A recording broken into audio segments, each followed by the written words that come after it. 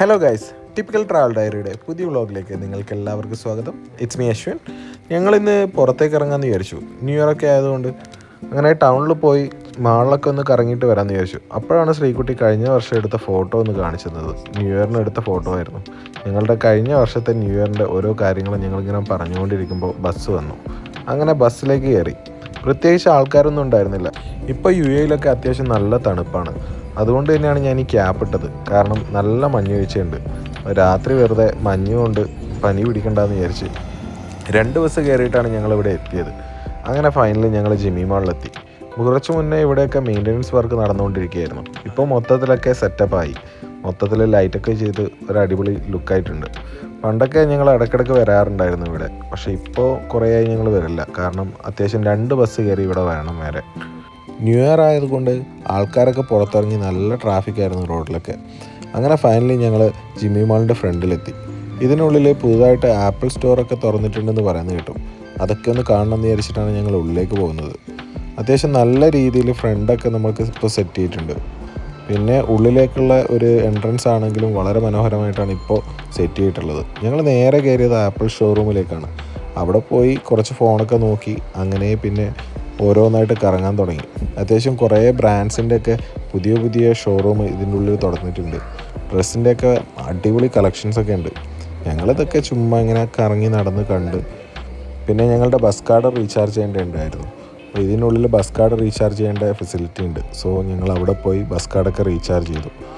New year ആയതുകൊണ്ട് പല ബ്രാൻഡ്സിനും അത്യാവശ്യം ഓഫറൊക്കെ ഉണ്ടാവുമെന്നാണ് വിചാരിച്ചത്. പക്ഷേ ഞാൻ വിചാരിച്ചത്ര ഓഫറൊന്നും ഉണ്ടായിരുന്നില്ല. അങ്ങനെ അതിനുശേഷം ഞങ്ങൾ നേരെ താഴേക്ക് ഇറങ്ങി. താഴെ നമ്മുടെ KD4 കയറി. KD4 എന്ന് പറയുന്നത് UAE അത്യാവശ്യം വലിയ ഒരു സൂപ്പർ മാർക്കറ്റ് പോലത്തുള്ള ഒരു ബ്രാഞ്ചാണ്. അങ്ങനെ അവിടെ കയറി. അവിടുത്തെ ഒരു ഫിഷിൻ്റെ ഏരിയ ആണത്. അത് അത്യാവശ്യം നല്ല രീതിയിൽ അവർ ഡെക്കറേറ്റ് ചെയ്തിട്ടുണ്ട്.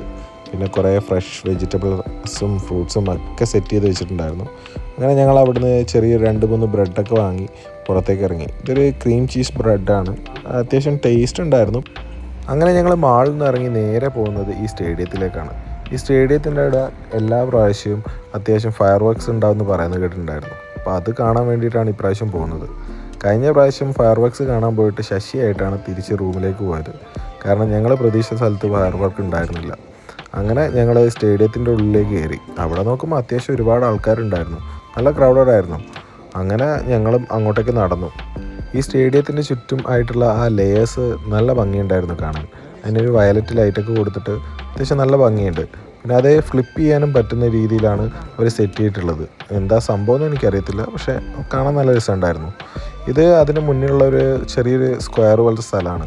ഒരുപാട് ആൾക്കാർ ഗ്യാദർ ചെയ്യുന്ന സ്ഥലമാണ്. നമ്മുടെ നാട്ടിലെ കോഴിക്കോടിലെ മാനേജറിൻ്റെ ഒക്കെ ഒരു ചെറിയൊരു മിനി വേർഷൻ എന്ന് വേണമെങ്കിൽ പറയാം. അങ്ങനെ ഞങ്ങൾ അതിൻ്റെ മുന്നിലൂടെ പിന്നെയും മുന്നോട്ടേക്ക് നടന്നു. പണ്ട് മണാലിയിലെ മാൾ റോഡിൻ്റെ മുന്നിലൂടെ നടക്കുമ്പോഴുള്ളൊരു പ്രതീതിയായിരുന്നു അത്. കാരണം മൊത്തത്തിൽ സൈഡിലൊക്കെ ലൈറ്റൊക്കെ ഇട്ട് അത്യാവശ്യം നല്ല ഒരു അടിപൊളി സെറ്റപ്പായിരുന്നു. അപ്പോഴാണ് ശ്രീകുട്ടി അങ്ങ് ദൂരെ കുറേ ലൈറ്റപ്പും കാര്യങ്ങളൊക്കെ കണ്ടത്. ഞാൻ ശ്രീകുട്ടിയോട് പറഞ്ഞിട്ടുണ്ടായിരുന്നില്ല ഈ വിൻ്റർലാൻഡിലേക്കായിരുന്നു നമ്മൾ പോകുന്നതെന്ന്. അല്ലെങ്കിൽ ഇപ്പോൾ വിൻ്റർ ആയതുകൊണ്ട് അവർ സെറ്റ് ചെയ്ത ഒരു സ്പെഷ്യൽ ഏരിയ ആണിത്. ദുബായിലെ ഗ്ലോബൽ വില്ലേജിൻ്റെ ഒരു ചെറിയൊരു സാദൃശ്യമൊക്കെ ഉണ്ട്. പക്ഷേ അതുമായിട്ട് വളരെ വ്യത്യാസമാണിത്. അങ്ങനെ ഞങ്ങൾ എൻട്രൻസിലെത്തി. അവിടെ ഒരാൾക്ക് എൻട്രി ഫീ 25 ദിർഹംസാണ് വരുന്നത്. അങ്ങനെ ഞങ്ങൾ ഉള്ളിലേക്ക് കയറിയപ്പോൾ തന്നെ നമ്മൾ കാണുന്നത് നമ്മുടെ ഈ ക്രിസ്മസ് ട്രീ പോലെയുള്ള കുറേ ട്രീകളാണ്. പിന്നെ സൈഡിലായിട്ട് ഒരു മഞ്ഞിൻ്റെ ഒരു സെറ്റപ്പാണ് ബേസിക്കലി നമുക്ക് കാണാൻ പറ്റുന്നത്. ഈ ചെറിയ കല്ലിനൊക്കെ വൈറ്റ് പെയിൻ്റ് അടിച്ചിട്ട് ഒരു മൊത്തത്തിൽ നമുക്കൊരു എന്താ പറയുക, ഒരു യൂറോപ്യൻ കൺട്രിയിലൊക്കെ പോയ പോലുള്ളൊരു പ്രതീതി കിട്ടുന്നുള്ള ഒരു ഫീല് നമുക്ക് കിട്ടും. ഈ കാണുന്നതൊക്കെ പ്ലാസ്റ്റിക്കിൻ്റെ ഓരോ സെറ്റപ്പാണ് കേട്ടോ. അതിൻ്റെ മുകളിൽ പെയിൻ്റ് അടിച്ചതോ അങ്ങനെ എന്തോ ആണ്. പക്ഷേ നല്ല രസമുണ്ടായിരുന്നു. അവിടെ പോയപ്പോൾ നമുക്കൊരു പ്രത്യേക ഒരു വൈബായിരുന്നു. കാരണം അത്യാവശ്യം നല്ല തണുപ്പുണ്ടായിരുന്നു. ഈ കുറച്ച് മുന്നേ UAE മഴ പെയ്ത ശേഷം നല്ല തണുപ്പാണ് ഇപ്പോൾ. പിന്നെ നല്ല മഞ്ഞുമുണ്ട്. അപ്പോൾ അതുകൊണ്ട് തന്നെ നമുക്ക് ഒരു തണുത്ത സ്ഥലത്ത് എത്തിയ പോലെയുള്ള ഒരു ഫീല് തന്നെ അവിടെ കിട്ടുന്നുണ്ടായിരുന്നു. പിന്നെ ക്രിസ്മസ് ആയതുകൊണ്ട് തന്നെ മൊത്തത്തിലുള്ള ഒരു ക്രിസ്മസ് വൈബും അവിടെ ഉണ്ടായിരുന്നു. ഞങ്ങൾ വരുന്ന വഴിക്ക് പാർക്കിങ്ങിനായിട്ടുള്ള ഒരു വലിയ സ്പേസ് തന്നെ ഞങ്ങൾ കണ്ടിട്ടുണ്ടായിരുന്നു. അങ്ങനെ നോക്കുമ്പോഴാണ് ഒരു ചെറിയൊരു കുതിര അതിൽ പോകുന്നത് കണ്ടത്. അത് നമ്മുടെ ഈ നാട്ടിലൊക്കെ നമ്മൾ കണ്ടിട്ടുണ്ടല്ലേ, ഡൽഹിയിലൊക്കെ ഉണ്ട് ഇങ്ങനെയൊക്കെയുള്ള ഒരു സെറ്റപ്പ്. ഒരു 15-20 ദിർഹംസ് കൊടുത്തു കഴിഞ്ഞാൽ അതിൽ കയറ്റി നമുക്കൊരു ചെറിയ മിനി ടൂർ കാണിക്കും. അതാണ് ബേസിക്കലി അവർ ചെയ്തുകൊണ്ടിരിക്കുന്നത്.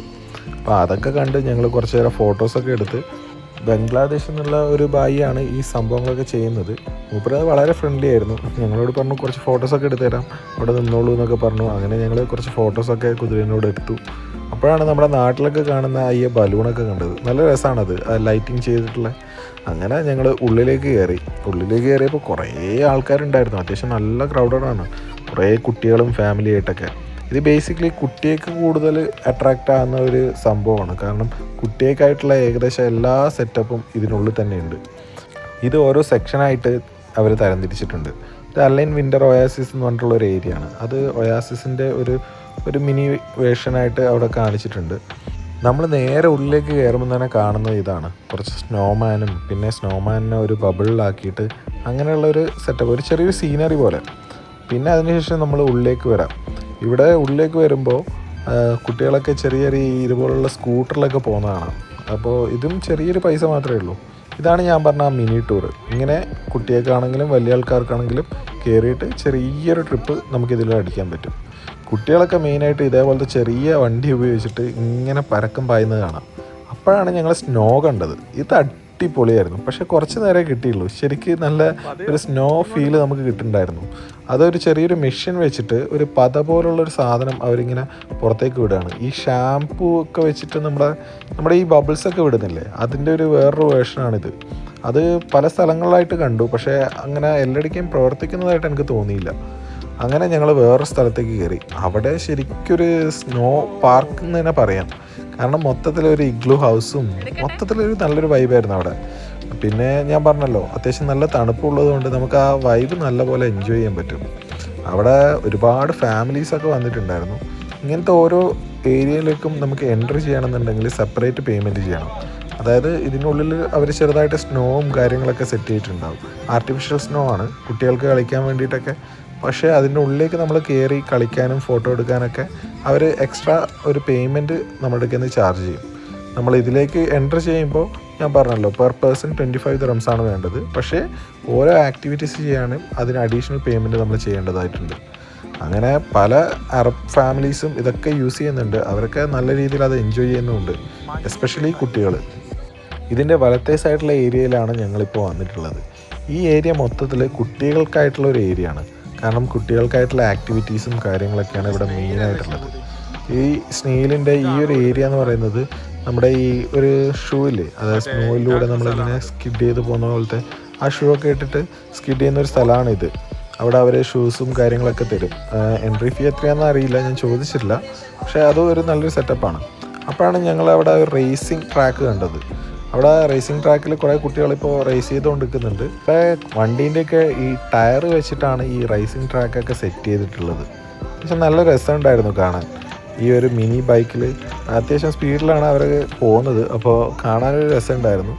അങ്ങനെ കുട്ടികളൊക്കെ അവരുടേതായ രീതിയിലുള്ള ഓരോ എൻ്റർടൈൻമെൻറ്റിൽ അങ്ങനെ എൻജോയ് ചെയ്ത് നിൽക്കുമായിരുന്നു. ചില സ്ഥലങ്ങളിൽ ഇതേപോലെ ടോയ്സും കാര്യങ്ങളൊക്കെ വിൽക്കുന്ന സ്ഥലങ്ങളുണ്ടായിരുന്നു. ഇതൊരു ഡാൻസിങ് സെക്ഷനാണ്. അവിടെ ഡാൻസിങ് സെക്ഷനായിട്ട് പല ടീമായിട്ട് തിരിഞ്ഞ് ഡാൻസൊക്കെ ചെയ്ത് പോയിൻ്റൊക്കെ ചെയ്യുന്നൊരു സംഭവം. പിന്നെ കുട്ടികൾക്ക് കളർ ചെയ്യുന്നൊരു സ്ഥലം. അങ്ങനെ ഞാൻ ശ്രീകുട്ടീനോട് ചോദിച്ചിട്ടുണ്ടായിരുന്നു നിനക്കും കളർ ചെയ്യണമെന്നൊക്കെ. ശ്രീകുട്ടി പറഞ്ഞു വേണ്ടെന്ന്. ഇത് മറ്റൊരു വണ്ടിയാണ്, നമ്മൾ ഈ റോഡിലൊക്കെ കാണാം ചെറിയ കുട്ടികളൊക്കെ വീടുകളിലൊക്കെ ഉപയോഗിക്കുന്നത്. അതും നല്ല രസമുണ്ടായിരുന്നു. അവിടെ നിന്ന് പിന്നെ ബബിൾസൊക്കെ വിടുന്ന ഒരു മെഷീനൊക്കെ കണ്ടു.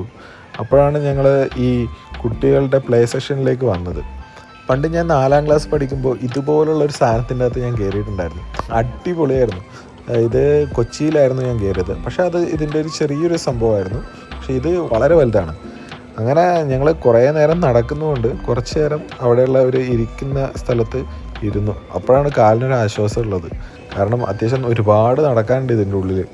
അങ്ങനെ അവിടെ നിന്നിട്ട് കുട്ടികളൊക്കെ ഓരോ സ്ഥലങ്ങളിലൊക്കെ കയറി അവർ എൻജോയ് ചെയ്യുന്നതൊക്കെ ഇങ്ങനെ കണ്ടുകൊണ്ടിരുന്നു.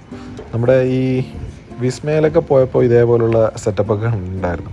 പിന്നെ നമ്മുടെ നാട്ടിലെ ഓർക്കാട്ടരി ചന്തയിലൊക്കെ അതുപോലത്തെ ഒരു സെറ്റപ്പാണ് ഇതിൻ്റെ ഉള്ളിലുള്ളത്. കുട്ടികൾക്കായിട്ടുള്ള പല പല ആക്ടിവിറ്റീസും ഉണ്ട്. നമുക്ക് ഇതിനൊക്കെ എൻട്രി ഫീ സെപ്പറേറ്റ് ആണ്. പക്ഷേ കുട്ടിയൊക്കെ നല്ല രീതിയിൽ എൻജോയ് ചെയ്യാൻ പറ്റും. നമ്മുടെ ഹെലികോപ്റ്റർ, ഇങ്ങനെയുള്ള ഓരോ സംഭവങ്ങളൊക്കെ സെറ്റ് ചെയ്യാൻ എല്ലാതരം സേഫ്റ്റി ഫീച്ചേഴ്സും അവർ മേക്ക് ഷുവർ ചെയ്തിട്ടേ ഇങ്ങനത്തെയൊക്കെ അനുമതി കൊടുക്കാറുള്ളൂ. അപ്പോൾ അതുകൊണ്ട് തന്നെ നല്ല സേഫായിട്ട് തന്നെ നമുക്കിതൊക്കെ യൂസ് ചെയ്യാം.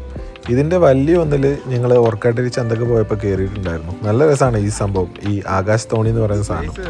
പിന്നെ ഞാൻ കണ്ടത് വേറൊരു കുതിരയാണ്. നമ്മുടെ ഈ ഇംഗ്ലീഷ് പടത്തിലൊക്കെ പല സ്ഥലത്തും ഞാൻ ഇത് കണ്ടിട്ടുണ്ട്. ഇത് നല്ല രസമാണ്. ഞാൻ കയറണം എന്നൊക്കെ വിചാരിച്ചിട്ടുണ്ടായിരുന്നു, പക്ഷേ ഇത് കുട്ടികൾക്കുള്ളതാണ്. അപ്പോൾ ബേസിക്കലി കുട്ടികൾക്ക് വേണ്ടിയിട്ട് സപ്പോർട്ടിനായിട്ട് ആൾക്കാർക്ക് കയറാം, പക്ഷേ കുതിരയിൽ കയറാൻ പറ്റില്ല. പിന്നെ ഇതിൽ അത്യാവശ്യം നല്ല സ്പീഡ് ഞാൻ കണ്ടു. ചിലപ്പോൾ വലിയ ആൾക്കാർക്കും കയറാമെന്ന് തോന്നിയത്, പക്ഷേ അറിയത്തില്ല, ഞങ്ങൾ ചോദിച്ചിട്ടൊന്നുമില്ല. പിന്നെ അത്യാവശ്യം നല്ല ലൈറ്റപ്പോട് കൂടിയിട്ടാണ് ഇങ്ങനത്തെ റൈഡൊക്കെ കണ്ടത്.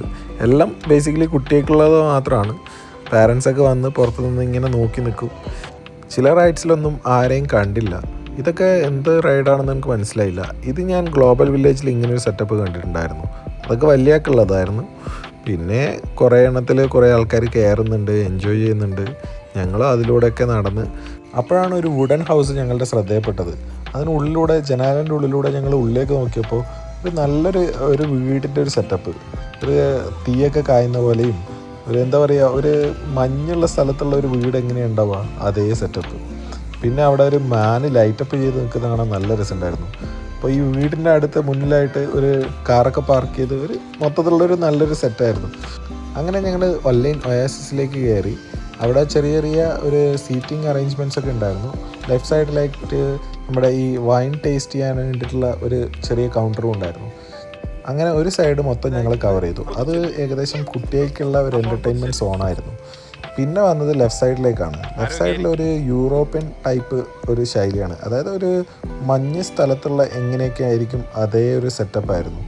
ഉദയനാണ് താരം എന്ന് പറയുന്ന ആ ഫിലിമിൽ ഞാൻ ഇതേപോലത്തെ ഒരു ഈ ഫോൺ ചെയ്യുന്ന സ്ഥലം കണ്ടിട്ടുണ്ടായിരുന്നു.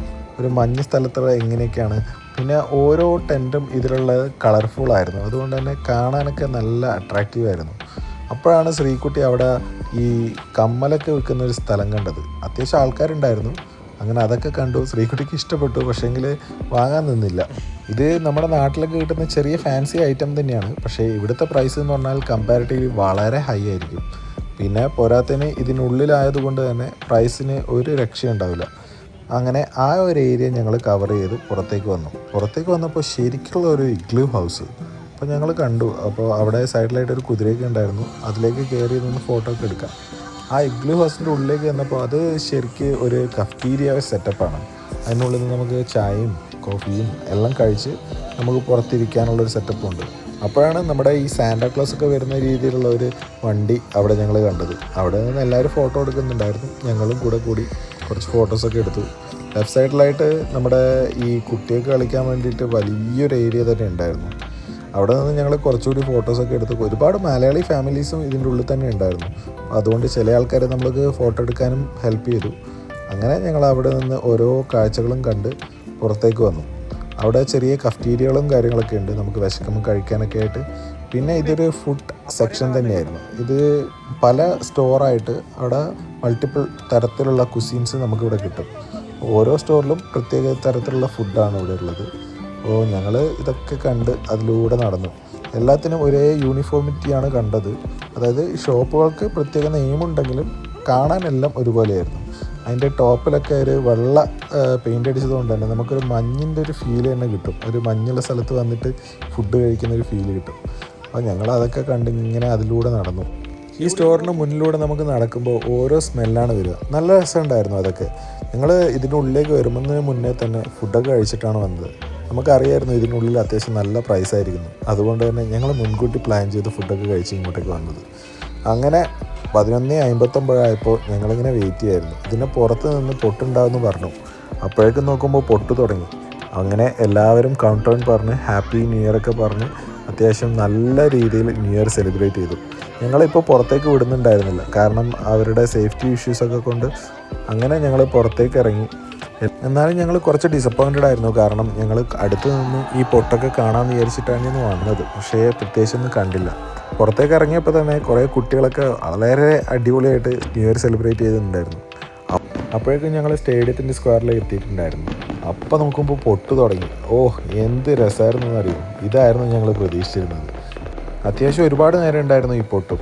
ഏകദേശം ഒരു 15 മിനിറ്റോളം ഉണ്ടായിരുന്നു.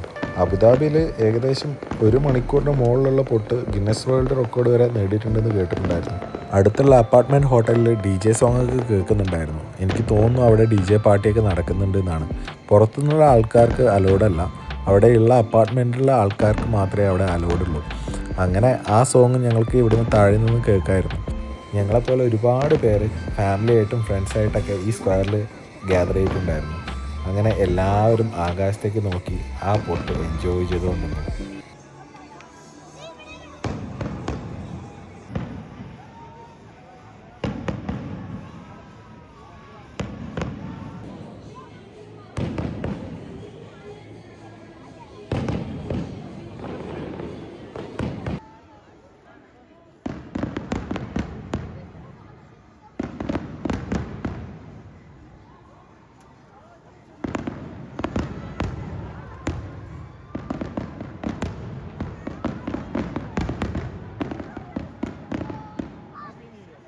അങ്ങനെ ഈ പൊട്ടോടുകൂടെ 2025 ടാറ്റ പറഞ്ഞ് 2026 ഞങ്ങളെല്ലാവരും കയറി.